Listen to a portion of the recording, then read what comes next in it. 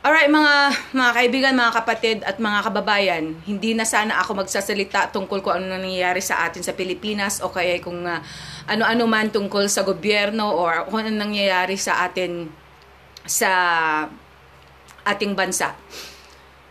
Okay, dahil sa hindi ko nagustuhan yung nangyari kanina, yung pinakita, marami na akong nakita sa YouTube o kaya kung saan-saan na nag-viral dito sa Facebook. So, kailangan na rin po na sabihin ko rin kung ano yung nararamdaman ko at kung ano yung feedback ko tungkol sa mga dito. Since marami nagtanong kung ano rin daw ba ang feedback ko tungkol dito. At makita nyo naman po, ang aking katayuan dito, isa rin akong chairwoman ng Citizens Crime Watch na atasan ni attorney, siya po yung daddy ko ngayon na tumatayo yung daddy ko, si attorney Jose Malvar Villegas Jr.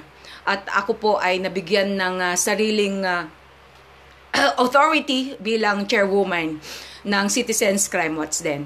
So, bilang chairwoman po ng Citizens Crime Watch, I'm inviting everybody na sana sumanib po kayo na magiging miyembro po ng Citizens Crime Watch. Kung hindi nyo po makontak si Daddy or kung sino man dyan yung mga naatasan ding mga miyembro o kaya mga president o kaya chairman or vice president, yung mga ganun na may posisyon din sa kanilang teritoryo, and then you can actually contact me through YouTube or through my Facebook, okay?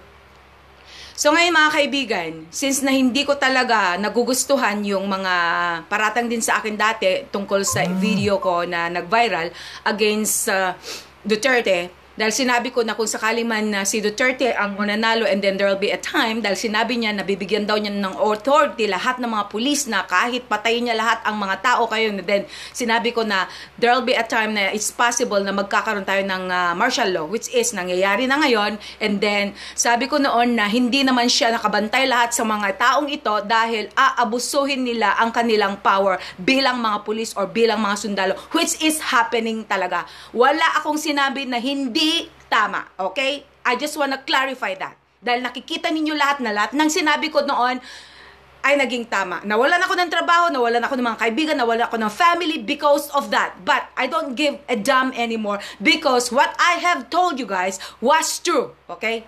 And it's happening. Yun lang ang gusto kong malaman ninyo. So ngayon, para mabigyan po talaga ng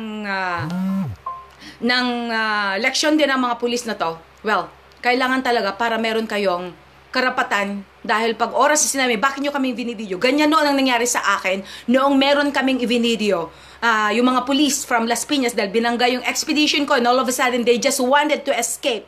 So ang ginawa namin, I had 7 bodyguards. Lahat ng mga bodyguards ko naka-uniform noon ng Citizens Crime Watch, Better Globe Task Force and Rescue Team, and at the same time, lahat nakatutok ang mga videos and cameras. So, from now on, you don't have to go out without having your videos or cameras para makuha talaga ng video ang mga abusadong mga pulis na ito. Hindi ko naman nila lahat mga kaibigan, kundi kung sino-sino yung mga talagang nandun talaga sa level na yon, okay? Para maprotektahan naman natin ang karapatan natin bilang mga mamayang Pilipino. So, I encourage everybody to please be a member of Citizens Crime Watch, dahil oras na nakita nila naka-uniform tayo at oras nakita nila na meron tayong dala-dalang mga ID, and then they will not question us anymore. Kasi kailangan pang katulad nun, di ba? Mabuti nga ginawa niya yun eh. Mabuti nga nagkaroon siya ng video. But if you are having the authority in order to put that video right in front of them, kasi katulad nun, sabi, bakit ka nakatutok ng video? Eh sabi ko, sir, pasalamat ka nga, video lang nakatutok sa inyo. Samantalang kayo, kung tumutok kayo sa mga sibilyan, baril ang tinututok ninyo. So, yun lang mga kaibigan.